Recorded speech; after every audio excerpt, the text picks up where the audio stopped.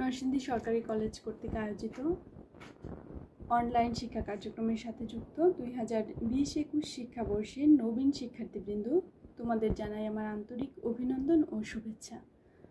আশা করি তোমরা সকলেই সুস্থ আছো এবং ভালো আছো। তোমাদের সাথে আজ আমার প্রথম ক্লাস। তো আমি প্রথমেই আমার পরিচয় দিচ্ছি। আমি মিতু দত্ত, প্রভাষক, রাষ্ট্রবিজ্ঞান বিভাগ, নরসিংদী সরকারি কলেজ, নরসিংদী। তোমরা তোমাদের এই অনলাইন শিক্ষা কার্যক্রমের সাথে যুক্ত। এটা এই প্রথম। তোমরা জানো যে বিশ্বব্যাপী কোভিড-19 মহামারীর কারণে আমাদের জীবনযাপনের ধরনের ক্ষেত্রে অনেক পরিবর্তন এসেছে এবং এই পরিবর্তনের কারণেই আমরা আমাদের প্রিয় শিক্ষা প্রতিষ্ঠানে উপস্থিত হতে পারছি না এবং আমাদের যে সরাসরি শিক্ষা কার্যক্রম সেটি পরিচালনা করা সম্ভব হচ্ছে না। এজন্যই আমাদের অনলাইন ক্লাস। তো আজকের ক্লাসে তোমাদের স্বাগত।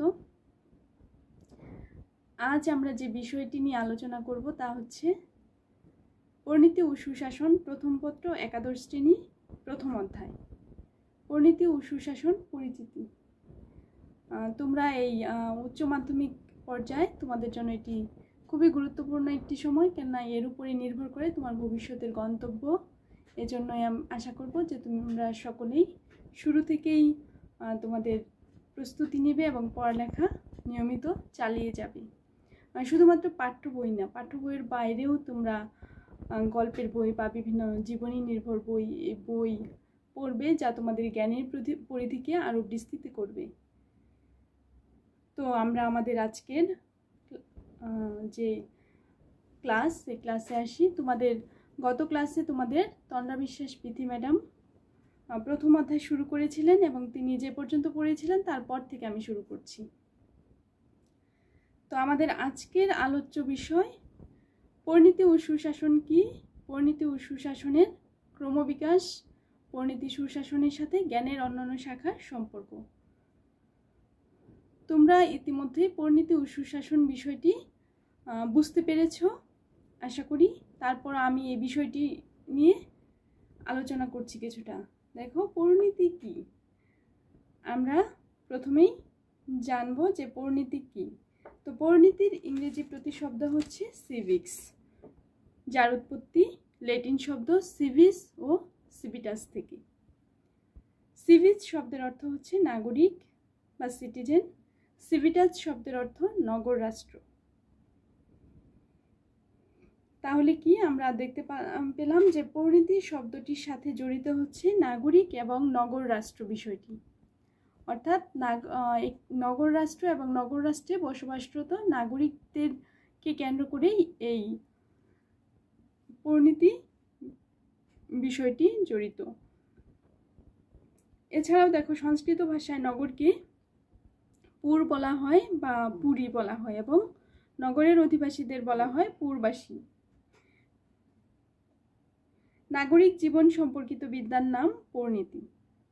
অর্থাৎ আমরা বলতে পারি যে নগর ও নগরবাসী সম্পর্কিত রীতিনীতি এবং আচার অনুষ্ঠান নিয়ে জ্ঞানের যে শাখা গড়ে উঠেছে তাকে পরিণীতি বলা যায়।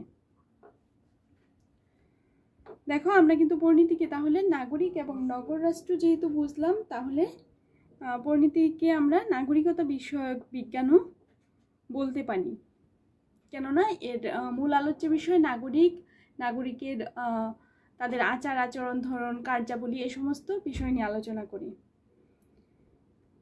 আর এই নগর রাষ্ট্র বা নাগরিক বা রাষ্ট্র এই সম্পর্কিত ধারণার উদ্ভব হয় প্রথম প্রাচীন গ্রিস থেকে। দেখো, গ্রিস হচ্ছে ইউরোপ মহাদেশের দক্ষিণ পূর্ব অংশের একটি রাষ্ট্র। আর এই গ্রিসকে গণতন্ত্রের সূতিকাগার বা হচ্ছে গণতন্ত্রের জন্মস্থান বলা হয়। দেখো, গ্রিস, এখানে তোমরা দেখতে পাচ্ছ প্রাচীন গ্রিসে অ্যাথেন্স, স্পার্টা, রোডস, ম্যাসেডোনিয়া, এগুলি হচ্ছে প্রাচীন গ্রিসের এক একটি নগর রাষ্ট্র ছিল। আর এই নগর রাষ্ট্রকে কেন্দ্র করেই যে নগর রাষ্ট্র ছিল প্রাচীন গ্রিসে, ছোট ছোট নগর রাষ্ট্র, এদেরকে বলা হতো পলিস। দেখো, আমরা এই নগর রাষ্ট্র সম্পর্কে বৈদিক যুগে অর্থাৎ 1000 খ্রিস্টপূর্বাব্দে প্রাচীন ভারতেও ছোট ছোট কিছু নগর রাষ্ট্র ছিল। এদের মধ্যে ছিল বৈশালী, কাশী, গান্ধার এসব নগররাষ্ট্র ছিল। এবং এই দেখো, এই যে প্রাচীন গ্রিসে যে নগররাষ্ট্রগুলি ছিল, এই নগররাষ্ট্রগুলির মধ্যে অ্যাথেন্স, স্পার্টা, রোডস, ম্যাসেডোনিয়া, এই যে নগররাষ্ট্রগুলি কিন্তু ছিল আয়তনে অনেক কম এবং জনসংখ্যাও কম ছিল, জনসংখ্যা অনেক কম ছিল। কিন্তু নগররাষ্ট্রগুলো কার্যত যাই হোক না কেন স্বাধীন ছিল, না নামে স্বাধীন ছিল। আর এই নগররাষ্ট্রে অর্থাৎ গ্রিসে তখন দেখা যেত যে জনগণের প্রত্যক্ষভাবে শাসন কার্যে অংশগ্রহণ করত। প্রত্যক্ষ গণতন্ত্র অর্থাৎ জনগণের অংশগ্রহণের মতামতের ভিত্তিতে আইন পাশ হতো, আইন তৈরি হতো, বিচার ব্যবস্থা পরিচালিত হতো। আর আমাদের বর্তমানকালের শাসন ব্যবস্থা কিন্তু পরোক্ষ গণতন্ত্র বা প্রতিনিধিত্বমূলক গণতন্ত্র, যেখানে জনগণ প্রতিনিধি নির্বাচন করে এবং সেই প্রতিনিধিরাই শাসন ব্যবস্থা পরিচালিত করে। আর এই গ্রিসে যে নগররাষ্ট্রের যে নাগরিক ছিল তাদের সকল জনগণকেই নাগরিক বলা হতো না, শুধুমাত্র যারা রাজনৈতিক কার্যক্রমে অংশগ্রহণ করত, যারা প্রত্যক্ষভাবে শাসন ব্যবস্থার সাথে জড়িত ছিল তাদেরকেই নাগরিক বলা হতো। আর বর্তমানে কিন্তু সেই ব্যবস্থা নেই, অর্থাৎ একটি রাষ্ট্রে বসবাসরত জনগোষ্ঠীর সকলেই কিন্তু সেই রাষ্ট্রের নাগরিক। তাহলে দেখো যে নাগরিকতা বা নগররাষ্ট্রের পরিবর্তন সাধিত হয়েছে। এখন কিন্তু বর্তমানে এই নগররাষ্ট্রে প্রচলন নেই, এখন হচ্ছে জাতিরাষ্ট্র। প্রত্যেকটি রাষ্ট্র প্রায় জাতিরাষ্ট্র, অর্থাৎ কোনো জাতীয়তা বোধের উপর ভিত্তি করেই এই সমস্ত জাতিরাষ্ট্রের সৃষ্টি হয়। যেমন আমরা বলতে পারি বাংলাদেশ হচ্ছে বাঙালি জাতীয়তাবাদের উপর ভিত্তি করে বাংলাদেশ রাষ্ট্র সৃষ্টি হয়েছে।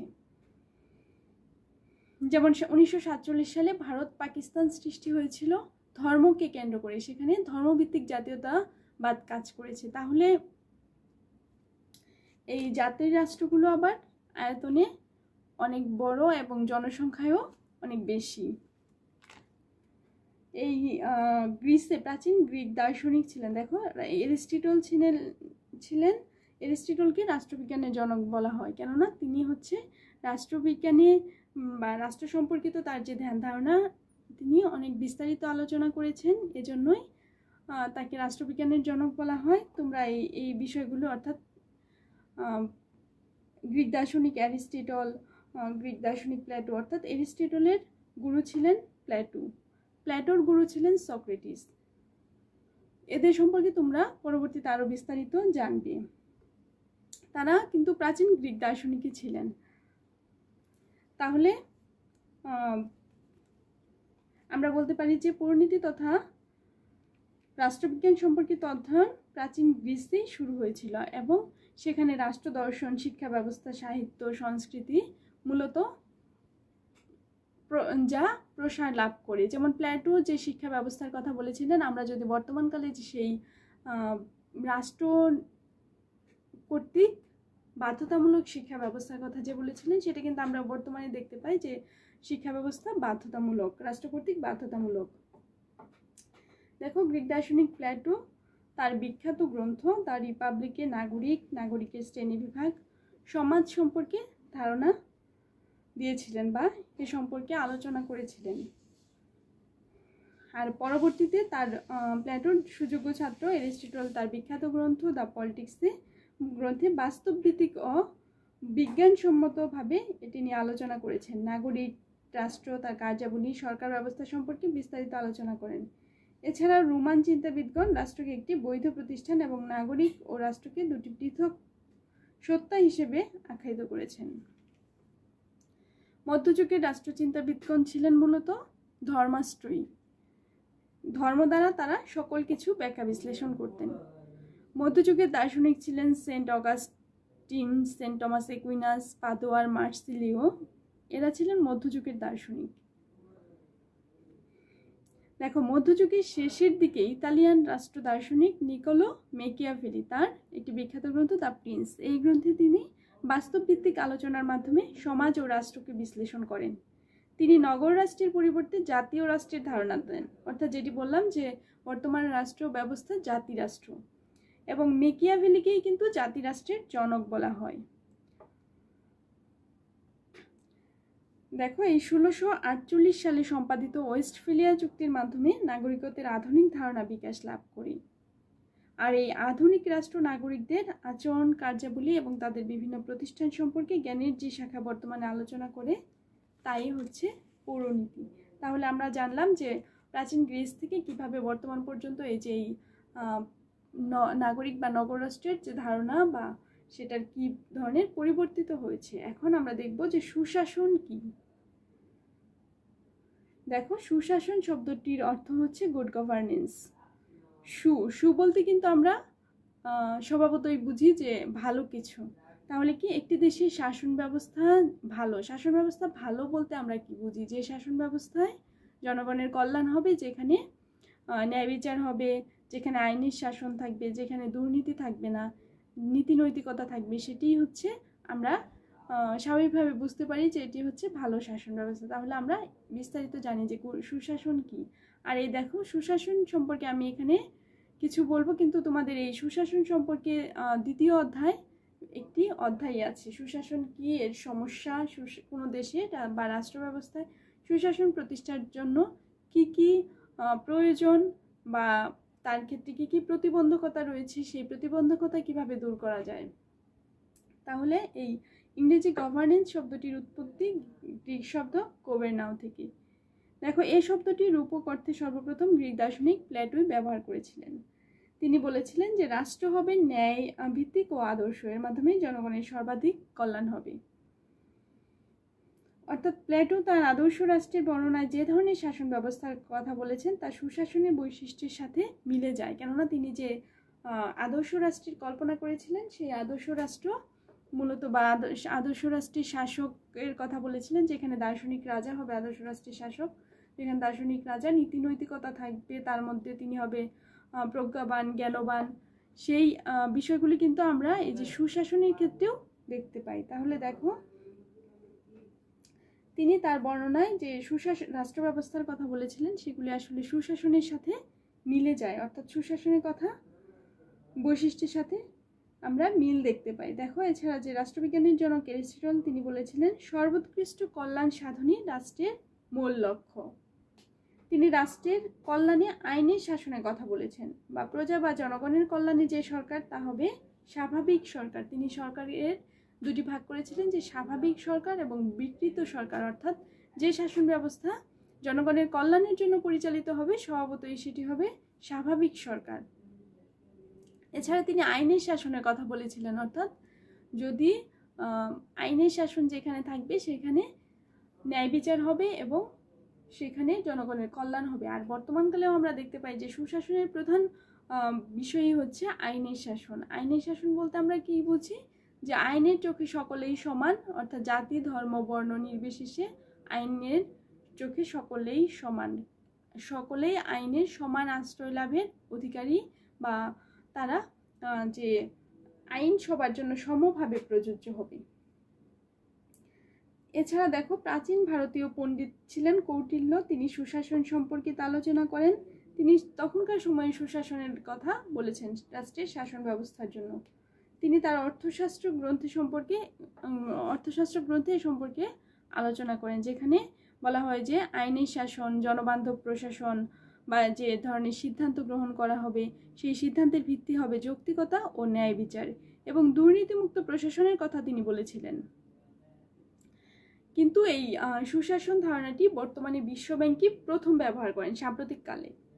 তাহলে আমরা দেখতে পাই যে এই সুশাসন অনুষঙ্গটি বা সুশাসন প্রত্যয়টি সেই প্রাচীন দার্শনিকগণই এর কথা বলেছেন, যে রাষ্ট্রের শাসন ব্যবস্থা পরিচালনার জন্য সুশাসনের প্রয়োজনীয়তার কথা তারা তখনই বলেছেন। দেখো, বিশ্বব্যাংক সর্বপ্রথম যে সাম্প্রতিককালে ব্যবহার করে 1970 থেকে 90 সালে, এই সময়ের মধ্যে আফ্রিকান অঞ্চলে অর্থনৈতিক প্রবৃদ্ধি ব্যাপক হারে কমে যায়।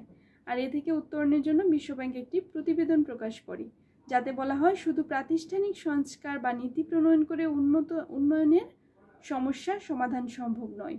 এজন্য প্রয়োজন রাষ্ট্র গঠন,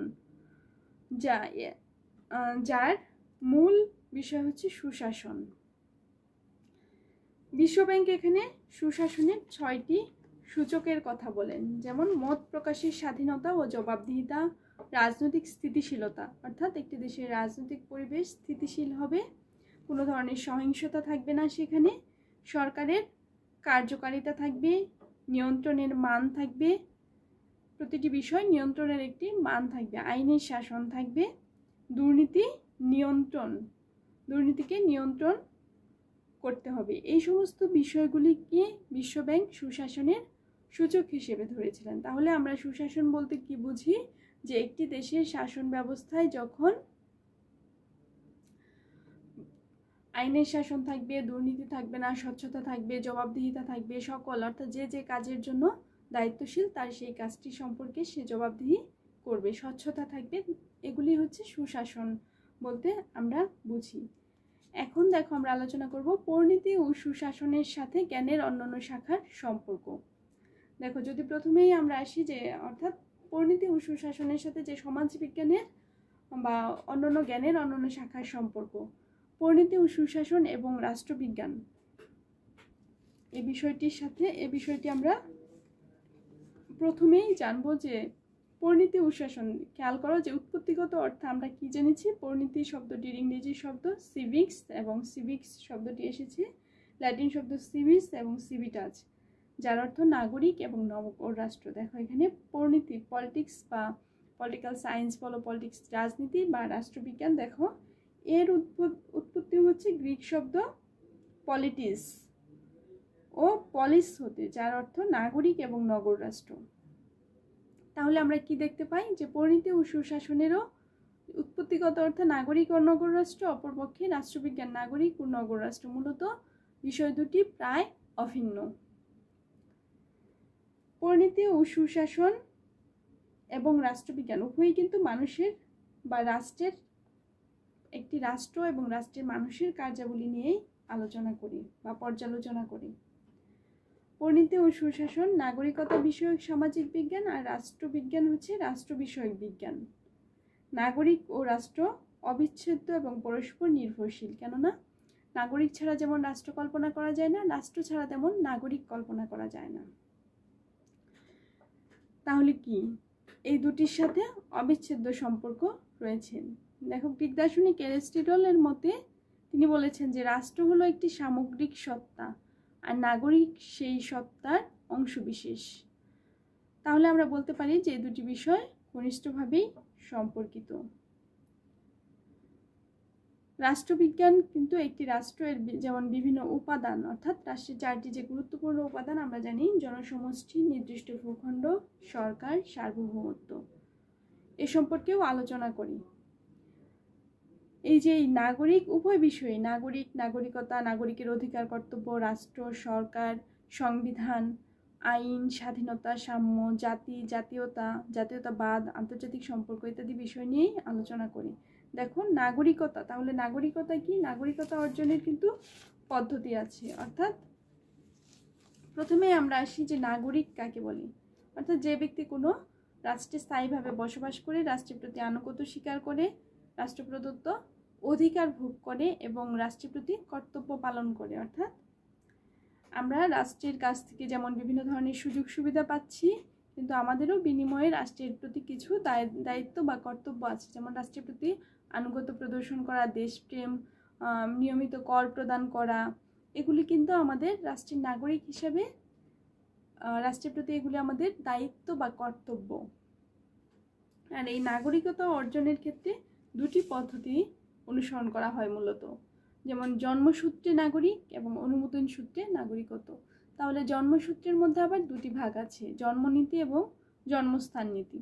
জন্মনীতির মাধ্যমে যেমন পিতামাতা যেই নাগরিকতা দ্বারা এখানে সন্তানের নাগরিকত্ব নির্ধারণ করা হয়, আর যে অর্থাৎ সন্তান যে রাষ্ট্রে জন্মগ্রহণ করে। আবার যদি জন্মস্থান নীতি হচ্ছে সন্তান, পিতামাতা অন্য কোনো দেশের হলেও সে যদি অন্য দেশে বসবাস করে, সেই দেশে কোনো তাদের সন্তান জন্মগ্রহণ করে, তাহলে সেটিকে জন্মস্থান নীতি বলা হয়। যেমন বাংলাদেশি পিতামাতার কোনো সন্তান যদি আমেরিকাতে বসবাস করে এবং সেখানে যদি জন্মগ্রহণ করে তার সন্তান, তাহলে সেটা জন্মস্থান নীতি অনুসারে সে হবে মার্কিন যুক্তরাষ্ট্রের নাগরিক। অর্থাৎ আরেকটি হচ্ছে অনুমোদন সূত্রে, এটি হচ্ছে কতগুলি শর্ত পালনের মধ্য দিয়ে অনুমোদন দেওয়া হয় যে সেই রাষ্ট্রের নাগরিক। দেখো এই ক্ষেত্রে কিন্তু আমরা দেখতে পাই যে অনেক সময় কোনো এক দেশের নাগরিক সেই দেশের নাগরিককে বিয়ের মাধ্যমে সেই দেশের নাগরিকত্ব লাভ করে, অন্য দেশ স্বামী বা স্ত্রী বিবাহের মাধ্যমে নাগরিকত্ব লাভ করে। তাহলে কি নাগরিকতা, এই যে নাগরিকতা এবং কি নাগরিকতার যে বিভিন্ন ধরনের কার্যাবলী, অর্থাৎ একটি দেশের শাসন ব্যবস্থা কীরূপ, কোনো দেশে আমরা জানি কোনো দেশে সমাজতান্ত্রিক শাসন ব্যবস্থা, কোনো দেশে রাজতান্ত্রিক, কোনো দেশে সংসদীয় শাসন ব্যবস্থা, এসব কিন্তু আমরা এসব বিষয় রাষ্ট্রবিজ্ঞানেরও আলোচ্য বিষয়। অর্থাৎ একটা সময় ছিল যখন রাজতান্ত্রিক শাসন ব্যবস্থা ছিল অনেক এবং সমাজতান্ত্রিক শাসন ব্যবস্থাও ছিল, কিন্তু বর্তমানে কিন্তু গণতান্ত্রিক, অধিকাংশ দেশেই গণতান্ত্রিক শাসন ব্যবস্থা বিদ্যমান, যেখানে বা এমন যে দেশে গণতান্ত্রিক শাসন ব্যবস্থা নেই সেখানে কিন্তু গণতান্ত্রিক শাসন ব্যবস্থা প্রতিষ্ঠার প্রচেষ্টা চলছে। তাহলে এই বিষয়গুলি কিন্তু রাষ্ট্রবিজ্ঞানেরও যেমন আলোচ্য বিষয়, পরিণতি ও সুশাসনেরও বিষয়। যেমন হচ্ছে সংবিধান, যে কোনো দেশ সম্পর্কে, কোনো দেশ বা রাষ্ট্র সম্পর্কে যদি আমরা ধারণা পেতে চাই তাহলে কিন্তু আমরা সেই দেশের সংবিধান জানলে আমরা খুব সহজেই সেই দেশ সম্পর্কে ধারণা লাভ করতে পারবো। সেই দেশে কী ধরনের শাসন ব্যবস্থা, সেখানে দেশের তাদের যে শাসন ব্যবস্থার আদর্শ, জনগণ কী ধরনের সুযোগ সুবিধা ভোগ করে, এবং সংবিধান বিভিন্ন ধরনের লিখিত অলিখিত হতে পারে। কোন দেশের সংবিধান লিখিত অলিখিত এই বিষয়গুলি কিন্তু আমরা সংবিধান সম্পর্কে জানতে পারি। তাহলে এবং সরকার ব্যবস্থা কী ধরনের, কোন রাষ্ট্রে সরকার ব্যবস্থা কোন ধরনের, বা আইন কেমন, আইন জনগণের জন্য কতটুকু গ্রহণযোগ্য, এই সমস্ত বিষয়গুলি কি কি স্বাধীনতা ভোগ করবে একটি দেশের নাগরিক, বা তাদের জাতীয়তা কি, এমনকি আন্তর্জাতিক সম্পর্ক, অর্থাৎ একটি দেশ, তোমরা জানো যে কোনো দেশই তাদের আন্তর্জাতিক সম্পর্ক ছাড়া, অর্থাৎ অন্য দেশের সাহায্য সহযোগিতার উপরই প্রতিটি দেশ নির্ভরশীল। মোটামুটি এক দেশ অন্য দেশের যেমন মানুষ যেমন একা বসবাস করতে পারে না, তেমনি দেশ ও আন্তর্জাতিক ক্ষেত্রেও আমাদের বিভিন্ন ধরনের সাহায্য সহযোগিতা বা একে অন্যের সাথে সম্পর্ক রেখে চলতে হয়। সেই সম্পর্কের ক্ষেত্রে অর্থাৎ আন্তর্জাতিক সম্পর্ক, এই সমস্ত বিষয়ও কিন্তু রাষ্ট্রবিজ্ঞানের আলোচ্য বিষয়। আর এই সম্পর্ক বা এই যে রাষ্ট্রের বিষয়, এগুলি কাদেরকে নিয়ে, এগুলি হচ্ছে নাগরিক, সেই রাষ্ট্রের জনগণ বা নাগরিককে কেন্দ্র করে। তাহলে দেখো দুটি বিষয় কিন্তু একে অপরের পরিপূরক। যেমন হচ্ছে পরিণতি ও সুশাসন নাগরিক দৃষ্টিভঙ্গি থেকে নাগরিক জীবনের পর্যালোচনা করে এর সমস্যা বা বিচার বিশ্লেষণ করে সমাধানের উপায় বের করে। অন্যদিকে রাষ্ট্রবিজ্ঞান কিন্তু রাজনৈতিক দৃষ্টিকোণ থেকে রাজনৈতিক সমস্যাগুলোর সমাধান খোঁজে। পরিণতি সুশাসনের আলোচনা মূলত মৌলিক অধিকার, মানবাধিকার, এই সমস্ত বিষয়। দেখো মৌলিক অধিকার কি, মৌলিক অধিকার হচ্ছে একটি রাষ্ট্রে বা একটি দেশে সংবিধানে যে সমস্ত অধিকারগুলি নাগরিকগণের জন্য রয়েছে, সেই সমস্ত অধিকারগুলিকেই কিন্তু আমরা কি বলবো যে মৌলিক অধিকার। যেমন আমাদের হচ্ছে অন্ন, বস্ত্র, বাসস্থান, শিক্ষা, চিকিৎসা, এগুলি কিন্তু মৌলিক অধিকার। আর মানবাধিকার যদি আমরা বলি তাহলে হচ্ছে একজন মানুষ জন্মগতভাবে যে সমস্ত অধিকার লাভ করে সেগুলি হচ্ছে মানবাধিকার। যেমন মানবাধিকার কিন্তু বিশ্বজনীন। আর রাষ্ট্রবিজ্ঞানের আলোচনা মূলত রাজনৈতিক গুলোকে কেন্দ্র করে। তাহলে আমরা বলতে পারি যে এই রাষ্ট্রবিজ্ঞান এবং পরিণতি ও সুশাসনের মধ্যে ঘনিষ্ঠ সম্পর্ক রয়েছে। এরপর যদি আমরা আসি যে ইতিহাস, ইতিহাস কি, ইতিহাস হচ্ছে গুরুত্বপূর্ণ অতীত ঘটনাবলী। দেখো ইতিহাসের সাথে এর সম্পর্ক অত্যন্ত ঘনিষ্ঠ।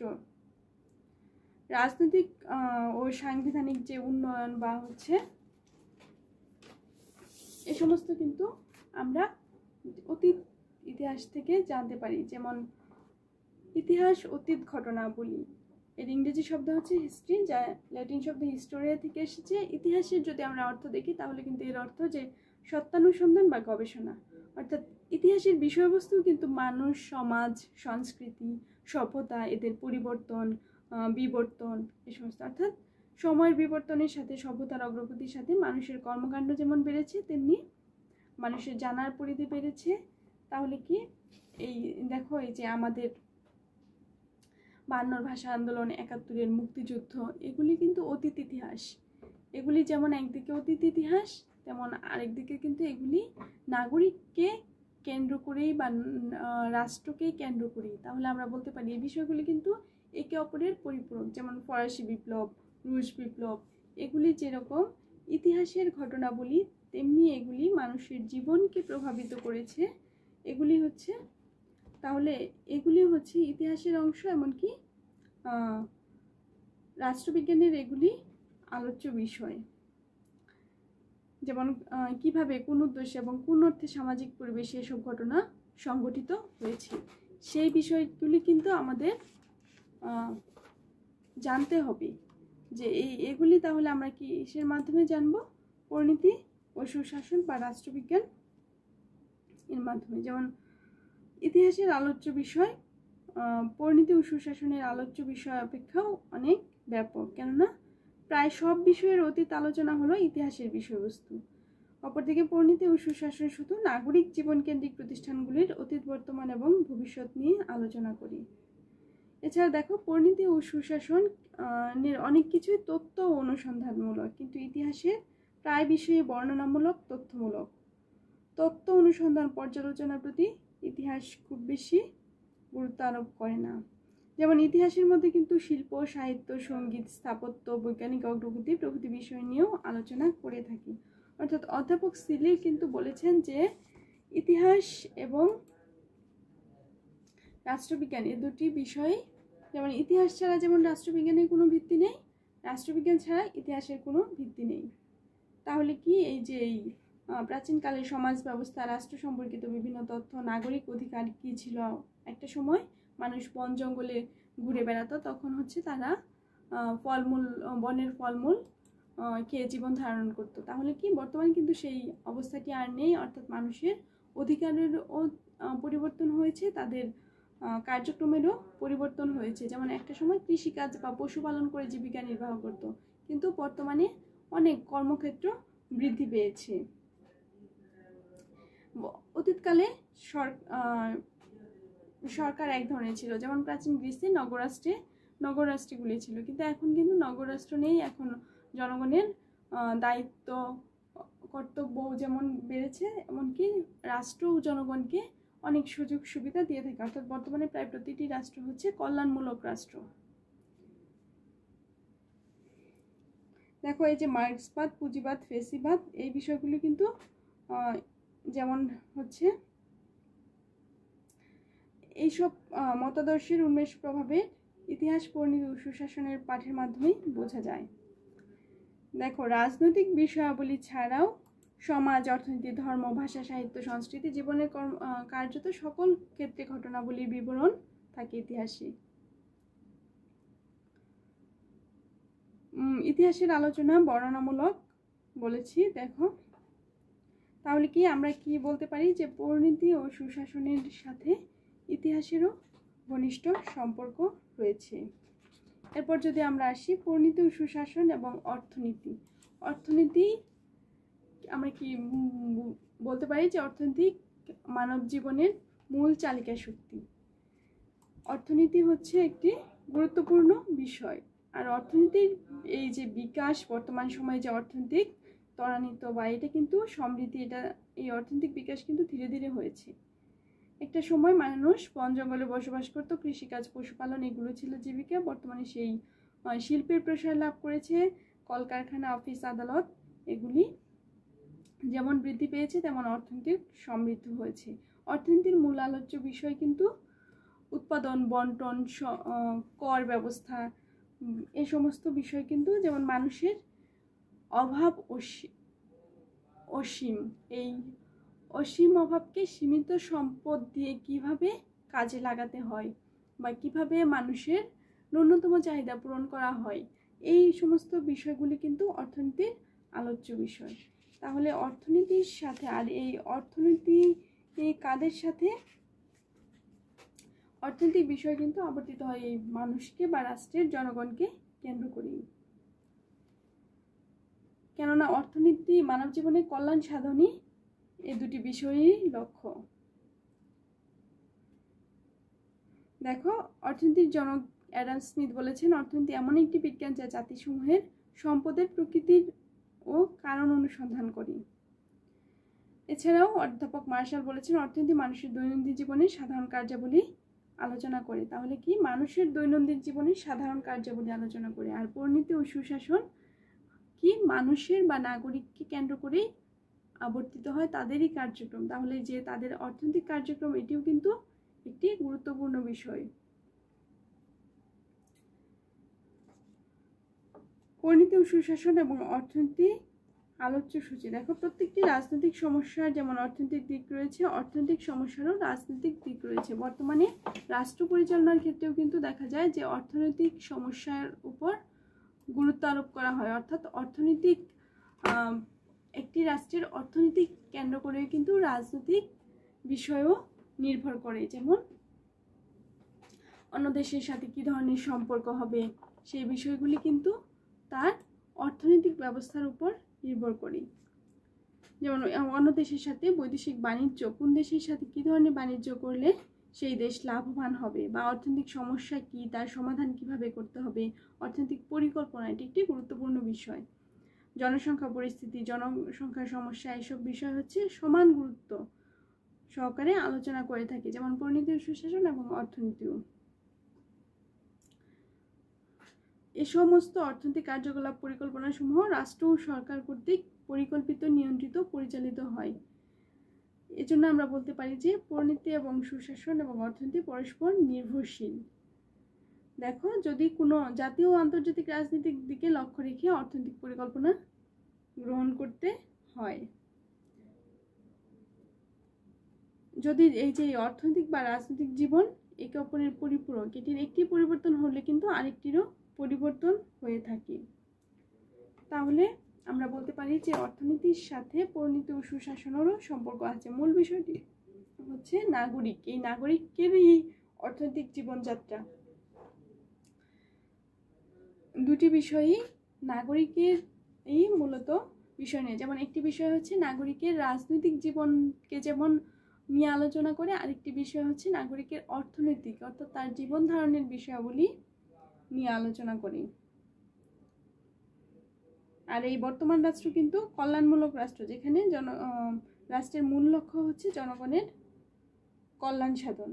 তাহলে কি নাগরিকদের রাজনৈতিক জীবন অর্থনীতি দ্বারাই অনেকাংশে প্রভাবিত হয়। দেখো, কোনো রাষ্ট্রের সরকারের সাফল্য নির্ভর করে সুষ্ঠুভাবে রাষ্ট্রের অর্থনৈতিক নীতি প্রণয়ন ও অর্থনৈতিক সমস্যাগুলি সমাধানের উপর। আবার সরকারের উপরও দেখো যাবতীয় অর্থনৈতিক কার্যাবলী পরিচালনার ভার ন্যস্ত থাকে। আর কোনো অর্থনৈতিক পরিকল্পনাই রাষ্ট্রের সাহায্য ও সহানুভূতি ব্যতীত কার্যকর হতে পারে না। দেখো, শিল্প, বাণিজ্য, উৎপাদন, বন্টন প্রভৃতি এ সমস্ত বিষয় নিয়ন্ত্রণ করা সরকারের দায়িত্ব। আধুনিক উৎপাদন ও বন্টন ব্যবস্থা অত্যন্ত জটিল বিধায় এক্ষেত্রে সরকারি হস্তক্ষেপ প্রয়োজন। অর্থাৎ সরকারকে কিন্তু এই যে উৎপাদনের পরিমাণ, মান ও মূল্য নির্ধারণ করে দিতে হয়। তাহলে কি একটি রাষ্ট্রের অর্থনৈতিক ব্যবস্থা বা অর্থনৈতিক বিষয়াবলী যেমন গুরুত্বপূর্ণ, তেমন এই যে নাগরিকের কার্যক্রম, অর্থাৎ একটি রাষ্ট্রে বসবাসরত জনগোষ্ঠী বা নাগরিককে কেন্দ্র করেই অর্থনৈতিক বিষয়ও পরিচালিত হয়। কেননা কোনো রাষ্ট্রের জনগণ কী ধরনের তাদের উৎপাদন, এই সমস্ত বিষয়ের উপরও কিন্তু নির্ভর করে যে কি তাদের জন্য কি প্রয়োজন। অর্থাৎ কোনো রাষ্ট্রের তো সকল পণ্য উৎপাদন সম্ভব নয়, তাহলে অন্য দেশ থেকে কী ধরনের পণ্য আমদানি বা রপ্তানি করা প্রয়োজন, এই সমস্ত বিষয়গুলি কিন্তু নাগরিকের জন্য এই সমস্ত বিষয় প্রয়োজন। তাহলে সুশাসন প্রতিষ্ঠার জন্য কিন্তু এই অর্থনৈতিক স্থিতিশীলতা এবং রাজনৈতিক স্থিতিশীলতা প্রয়োজন। তাহলে আমরা বলতে পারি যে রাষ্ট্রীয় জীবনে সুশাসন প্রতিষ্ঠার ক্ষেত্রে পরিণতি ও সুশাসনের সাথে অর্থনীতিরও যোগসূত্র রয়েছে বা অর্থনীতিরও প্রয়োজনীয়তা রয়েছে। সমাজে সুশাসন নিশ্চিত করতে হলে যেমন জনগণের অর্থনৈতিক উন্নয়ন ঘটানো প্রয়োজন, তেমনি প্রয়োজন অর্থনৈতিক জ্ঞান ও দক্ষতার। অর্থনৈতিক পরিকল্পনার সুষ্ঠু বাস্তবায়ন করেই আইনের শাসন এবং সর্বক্ষেত্রে দেখা যায় স্বচ্ছতা, জবাবদিহিতার প্রয়োজন, যোগ্য রাজনৈতিক নেতৃত্ব, দক্ষতা, দূরদর্শিতা। তাহলে কি এই বিষয়গুলি অত্যন্ত ঘনিষ্ঠপূর্ণ, যেমন পরিণীতি সুশাসন নাগরিক অধিকার, কর্তব্য, নাগরিকতার অতীত, বর্তমান, ভবিষ্যৎ, রাষ্ট্র, সরকার, গভর্নেন্স ইত্যাদি বিষয়ে আলোচনা করে। আর এই অর্থনীতি অভাব, চাহিদা, উৎপাদন, বন্টন, মুদ্রা ব্যবস্থা, ব্যাংক ব্যবস্থা, জাতীয় আয়, কর, শুল্ক ইত্যাদি বিষয় নিয়ে আলোচনা করে। এই দুটি বিষয়ের মধ্যে অত্যন্ত ঘনিষ্ঠ সম্পর্ক বিদ্যমান। তাহলে আমরা দেখতে পাচ্ছি যে পরিণীতি ও সুশাসনের সাথে যে অন্যান্য শাখার সম্পর্ক অত্যন্ত নিবিড় এবং ঘনিষ্ঠ সম্পর্ক বিদ্যমান, একে অপরের পরিপূরক। একটি ছাড়া, অর্থাৎ একটি বিষয়ের, এই সমস্ত শাখার একটি বিষয়ের পরিবর্তন হলে অন্যটিরও পরিবর্তন দেখা যাবে। আজ এই পর্যন্তই। আশা করি তোমরা বিষয়টি বুঝতে পেরেছো এবং তোমরা তোমাদের নিয়মিত পড়ালেখা চালিয়ে যাবে এবং এই বিষয়গুলি বই থেকে পড়বে। সুস্থ থেকো, ভালো থেকো। ধন্যবাদ সবাইকে।